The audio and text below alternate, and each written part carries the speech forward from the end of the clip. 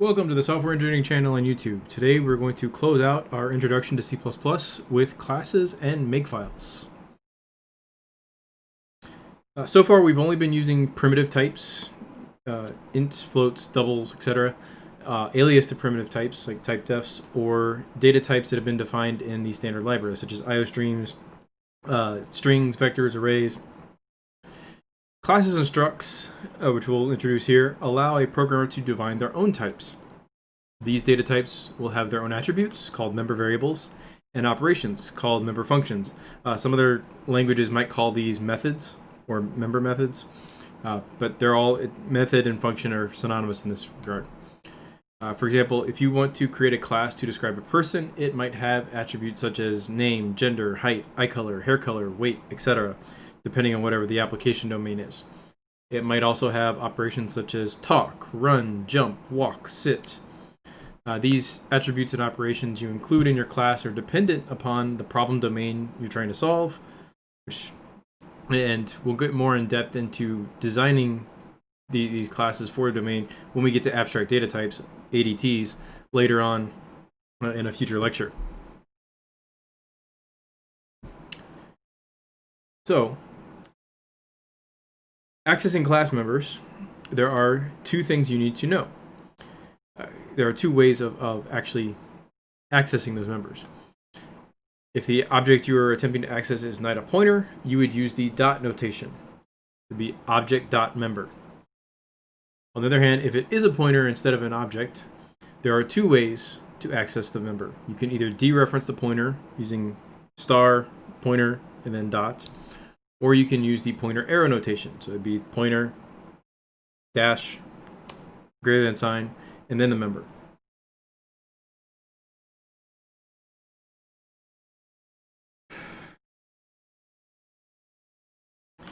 We've mentioned access specifiers already, but what are they and what do they do? In short, they allow or limit access to specific members for any object that's not a member of that class. Public access means anyone can access the member. Private access means only members of that class or friends of that class can access it. Protected is a special situation that comes up when polymorphism is used. Objects that are not members of that class cannot access the member, but when inheritance is involved, it gets a little bit more complicated. We'll cover this in more detail when we get to derived classes and polymorphism in a later lecture, but for now, you can consider that to be a form of private, just for the sake of simplicity for now. Finally, if a class or a function is declared to be a friend of that class, it can access any member of that class. You might be asking yourself, why would you ever want to limit access to members of the class? The short answer is encapsulation. That is, you only want to allow access to members that should be accessed, and you provide consistent access points to getting to them. For example, instead of allowing someone access to person.age, where age is the variable, they would call person.getAge, where you've created an accessor function that allows you to control how they get to that. This separates the data from the interface used to interact with the class, allowing you to change the underlying data types if necessary. And also, the interface remains constant, so users of your class wouldn't have to update their code nearly as often if you had to change something. Again, we'll talk about this more when we get into how designing ADTs in a later lecture, but introducing it now just for your awareness. There are some special functions that classes have. By default, if you do not define some of these functions, the compiler will generate them for you. Depending on what your class does, this may or may not be acceptable. A constructor is used to instantiate an object of the class. The default constructor takes no parameters. A copy constructor takes a constant reference to another instance of the class, so the data can be copied to the new instance. A copy assignment operator behaves similarly, but for an object that's already been instantiated. And a program can define their own constructors that takes additional parameters to allow them to instantiate the class as they see fit. Note that if a programmer defines any constructor, they will also need to implement the default constructor because the compiler won't generate it for you if you've already created any other constructor. If you want to be able to put your object in a vector, for instance, you would need to have this capability. A lot of the standard library templates require a default constructor to exist. In C++ 11, the standard introduced the concept of what's called move constructors or move assignment operators. These are performance optimization functions that allow the compiler to avoid making multiple copies of objects that are about to get destroyed. So if you were, for example, you had a function that returned an object by copy, which was then passed into a copy constructor for a new object, you would end up making 2 unnecessary copies of the object, and that would just, they'd end up getting destroyed. Instead, the move functions allow the ownership of those objects that are getting ready to be destroyed to move, to change hands to where it's going eventually. Instead of copying it, you're just saying, oh nope, we're going to move the owner to this one, and then the second copy would be the same thing. So instead of having 2 additional copies, you'd have 0 additional copies. So performance optimization, very useful when you get into high performance tuning, but just be aware of it for now. The only special member variable that an object has in C++ is the this pointer. The this pointer is a pointer to the object currently in use. It's only valid inside the class. So far, we've been compiling and linking programs by hand. Now, obviously, when we start adding more files to our project, this becomes a royal pain in the butt. However, there are ways to get around this. One way is to use Makefiles. This is the way we'll start with initially here, and eventually we'll go on to look at how we can, the IDEs manage this for us. But Makefiles allow the programmer to set the desired compiler options, organize dependencies, set the output, compile the program, all within a single command. And there are tools where you can use. Anybody who has tried to compile, let's say like the Linux kernel, for example, you will see those tools, the output of those tools in use. Typically you have /configure, and you give it whatever parameters you want to use. And then once the configure has finished running, then you can run make and go on from there. Same concept. We're not going to be using the autoconf tools, at least not initially here. Those come into play more when you need to use external libraries. Before we jump into our examples, I'm going to give it a kind of a assignment for you to practice with, and we'll go over the assignment later on. So if you want to pause it here and kind of try your hand at doing the assignment.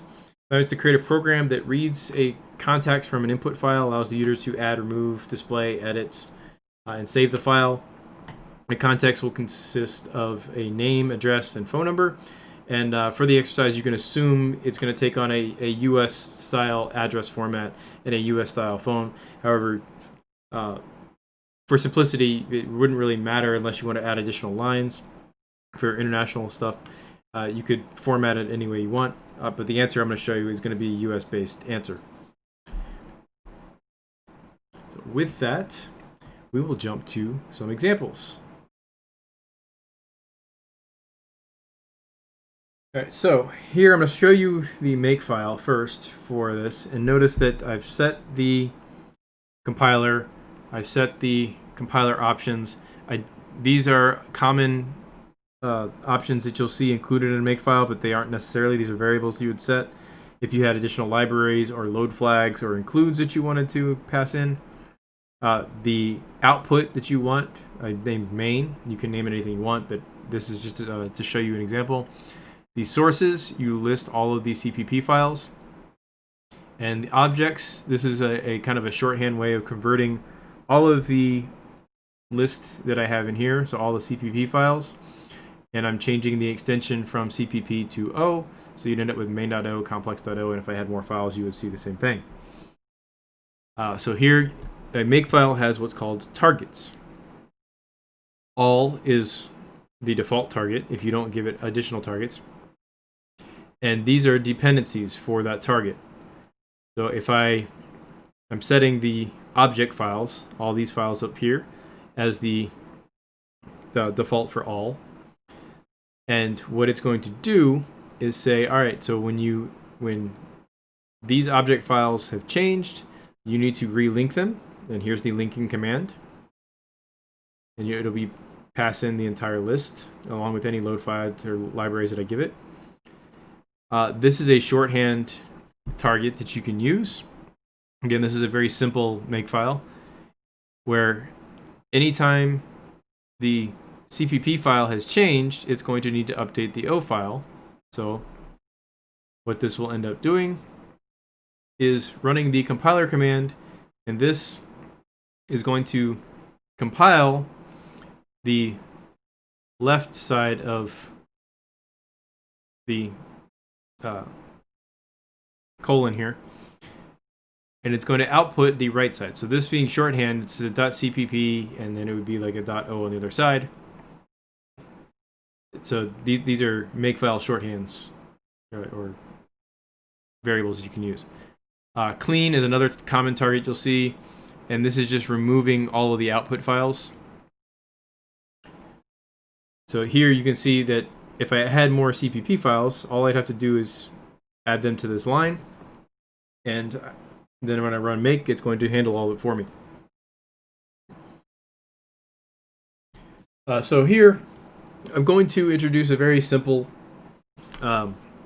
class example, and it's going to be complex numbers. And it's not a full complex number class, so those of you mathematicians out there, this is just to give you an example. So here, the complex class, which we'll look at here in a second, it has a constructor that takes two integers, and it has a operator for plus that allows you to add them together. And then it also has output that allows you to actually use it through an output stream. It also has an input stream down here that you can do the same thing in reverse. So what does the class look like? How do we define it? So the first thing you want to know is the header file. Here, the first thing you'll notice is what we call it's a include guard.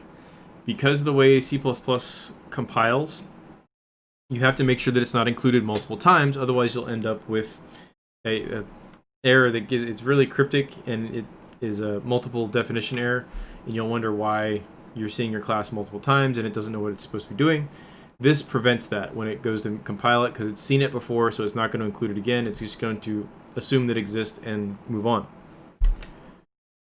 So here, note that because I've explicitly given my access specifiers, I can change this to this, and it would be identical.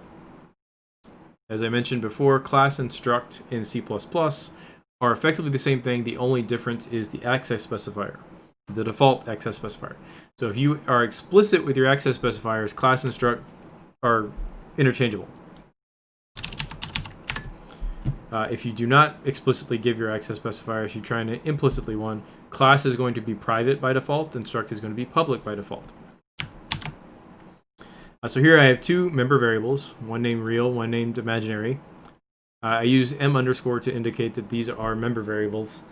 I don't use full Hungarian notation for those of you who are familiar with what that is, because it's not really necessary with IDEs these days. And arguably it wasn't necessary back 20 years ago when it was common. But I do like to note the difference between member variables and non-member variables, so you'll see a prefix m underscore to indicate it's a member variable.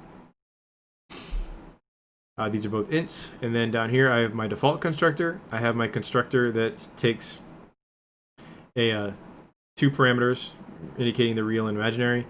The compiler will generate a copy constructor, copy assignment operator, and destructor for this class, along with the move assignment and move constructor as well. Those for this particular class are perfectly fine.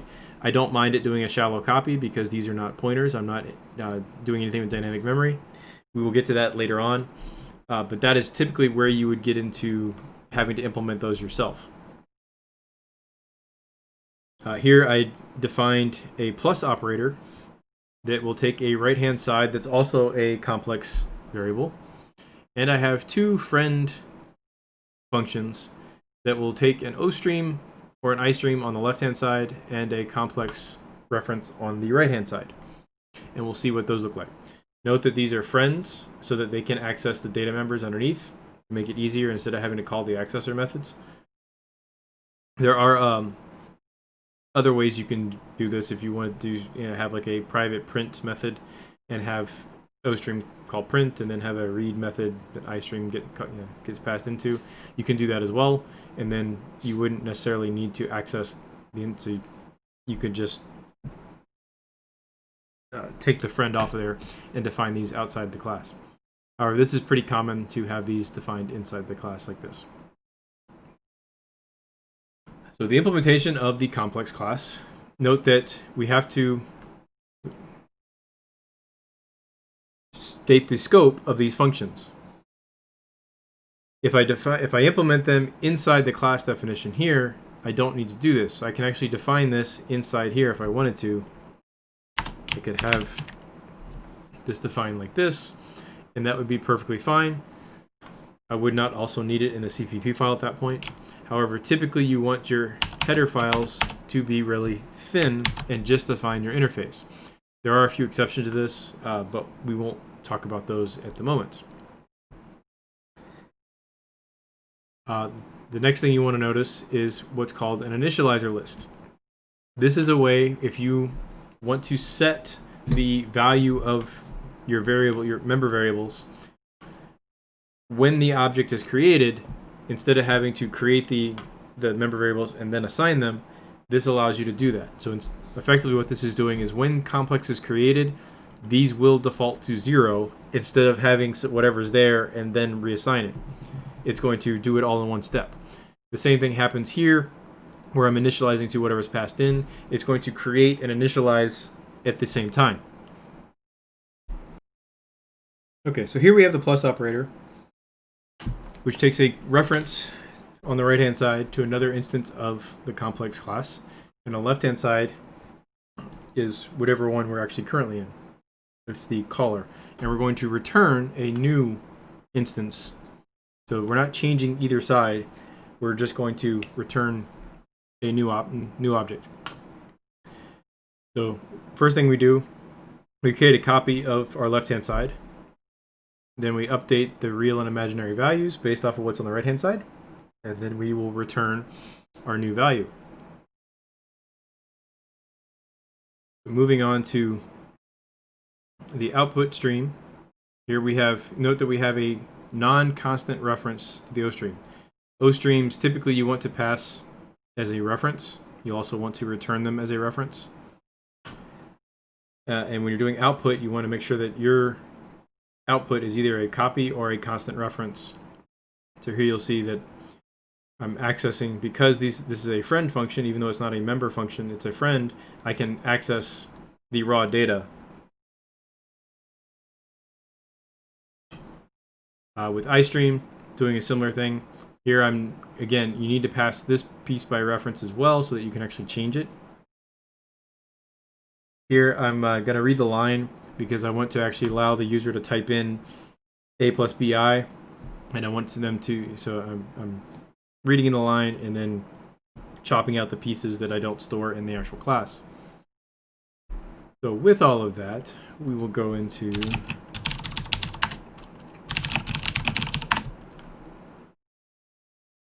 Alright, so you notice that all I had to do is type one command. I typed make clean all, where it ran both targets.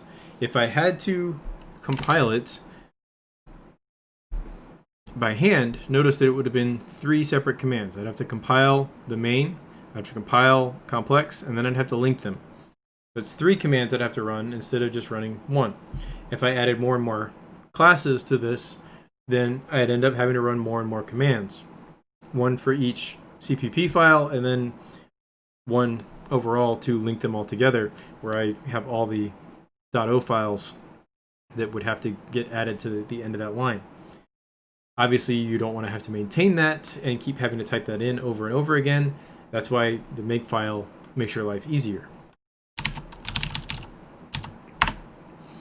So here you see that I had a hard-coded 2 plus 5i and 10 plus 3i, which gives you 12 plus 8i. And now I can type in, Okay, let's go with... I typed in 4 plus 3i and 6 plus 2i, which gives you 10 plus 5i, giving us what we were looking for. And now, if you haven't paused already and you still want to do the assignment, I would encourage you to do so, because we will be jumping over to the assignment now. Welcome back. All right, so first we're going to take a look at the Makefile. Here I've added a separate class, so you see that my sources, I have 3 classes now that are, or 3 CPP files that are being compiled. The rest of the Makefile is largely the same. This is a nice, simple, general purpose Makefile that will work for a lot of small projects. It won't work for a lot of larger projects, but this is, for that you'll have different things, or you can use AutoComp or IDEs. Jumping in, notice that my main function is relatively thin here. You'll see this a lot where main they quickly jump out of. Here we're loading in a data file, so if they pass in a data file from the command line, I'm going to read it. Otherwise, I'm going to default to context.dat, and I'm going to pass that into this class application as the constructor, and then I'm going to call app.run, which is the public function in the application, which we'll see here in a second. So here in the application, I have 2 private members. We've got the data file, and I have a list of contacts. I also created an enumeration that allows me to use the menu, because the whole purpose of picking what you want to do is so that you can keep coming back and you have a main menu. And here I also have some private functions to actually perform the operations: load, save, add new, edit item, display, and the menu, which returns an instance of this enumeration.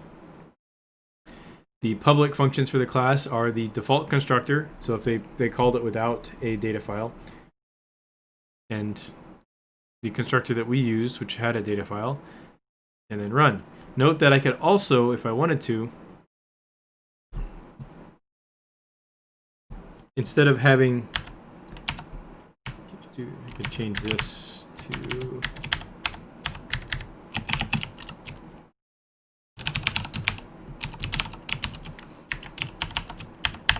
I could do it this way, and this would give you a default parameter, so it would effectively allow me to have one constructor that does 2 things.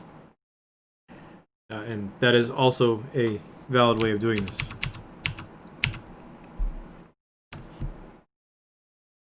Jumping over to the contact, again, note the include guard.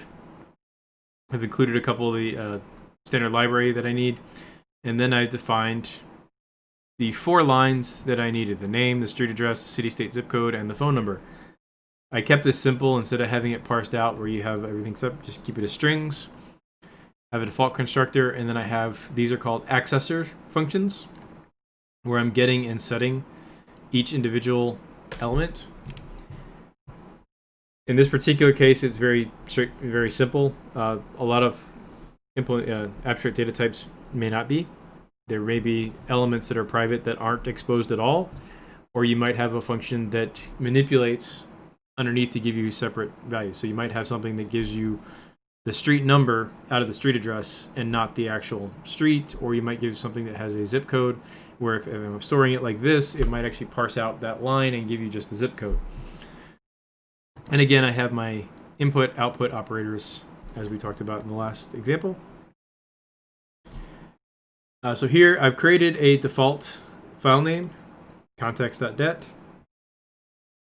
and if I don't pass in a value, it's going to call the default constructor, which is going to use this default value.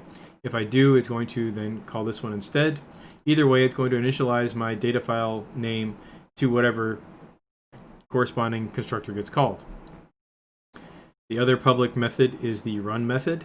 Note that I have an infinite loop here, where it's going to run this menu function and look at what the output of that menu function is. So if I say I'm going to load, it's going to call the load function, save function, etc. If I get down to exit, it's going to return. if something comes back from menu that is not a valid example, it's just going to repeat and show you the main menu again. So here, I cheated a little bit on the load function. I'm introducing a couple, in fact, load and save, as a matter of fact. I'm introducing some concepts that are in the standard library that we don't actually, or won't go into details on until we get into data structures and algorithms. But just to expose you to it now, so that you can be aware of it, the first thing I'm doing, since we're loading, I don't want to load multiple times. I'm clearing it, calling the vectors clear function. I'm going to create the handle to my data file, so my fn stream. This will allow me to actually start pulling in the data from the file. And then I'm going to call the vectors assign function, where I'm going to start at the beginning of the file stream, and I'm going to go until I have nothing left in the file stream to read. And this is the shortcut. Instead of having to actually run the loop, it's going to do the loop for me. And that's a lot of what we get into data structures and algorithms, is taking advantage of stuff that's already done for you instead of rewriting loops. This would allow you, one example of doing that. Save function, very similarly, I'm creating the output stream, and I'm using the copy algorithm to go from the beginning of the contacts to the end of the contacts, and I'm going to output to the output stream, and at the end of each output, I'm going to end the line. So notice that load and save, I didn't have to use a loop in either one of them, yet I outputted and loaded the entire list of contacts all in a couple lines. That's the benefit you get to using the standard library to your advantage. So adding a new element, I broke it down.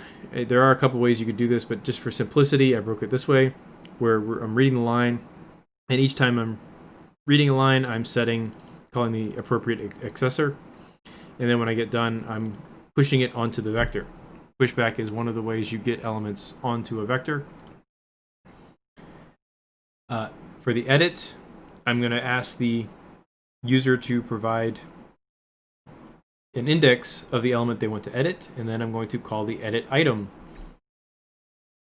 routine, which is very similar to the add new item, except it will display what the current one is and ask you to put in a new one. Note that once you edit it, you can't just click through. You actually need to put in something for each one of these. There are ways you could improve this, where if they didn't want to edit a specific line, you could just skip it. But this is for simplicity here. And then for display, there are a few different ways you could do the display, but since I wanted to provide the index here, I went ahead and wrote my own loop. Not the only way you could go about this, but just, again, a simple example. And here, I'm outputting the index, and then I'm outputting the contact. And then the application for the menu, I provide the menu, read in the line, and return whatever the option is that the user provided.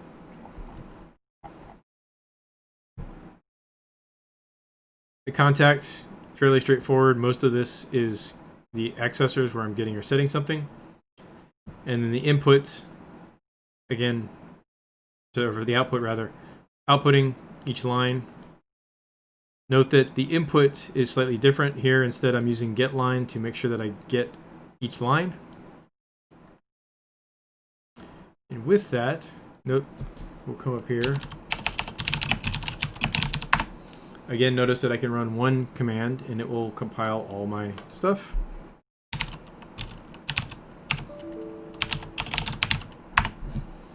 So here, I've got one thing already loaded, so let me go load that and we can display it. Where I've got Fred Flintstone. Let me add a new element.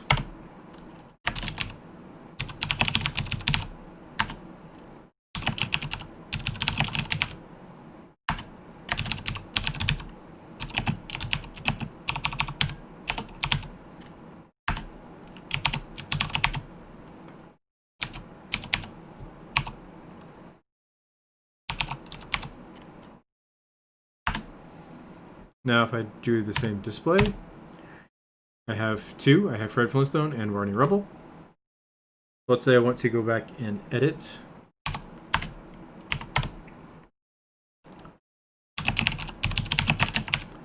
and I just want to fix his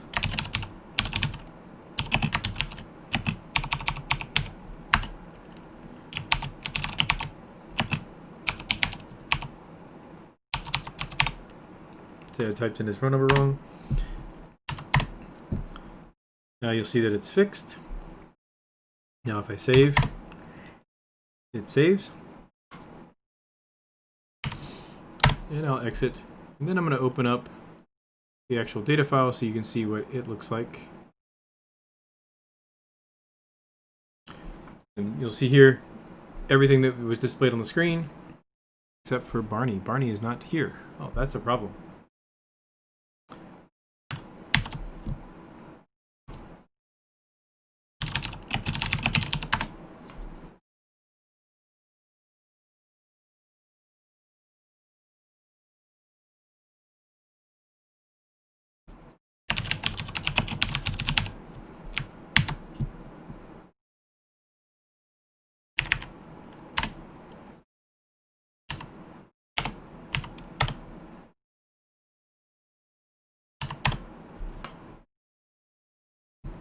There we go.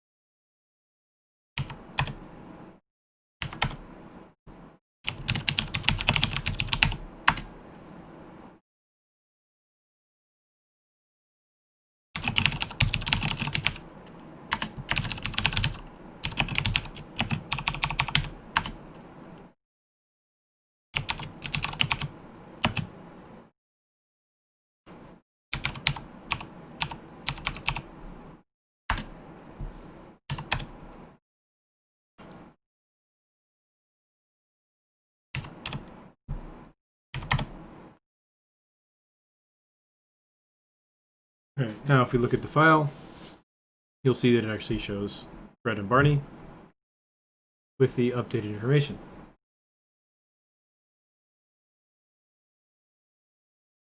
So with this completion of classes and Makefiles, we have concluded our introductory information on C++, and from now on, we will start getting into some more advanced topics. So the fun begins. Have a great one, and see you next time.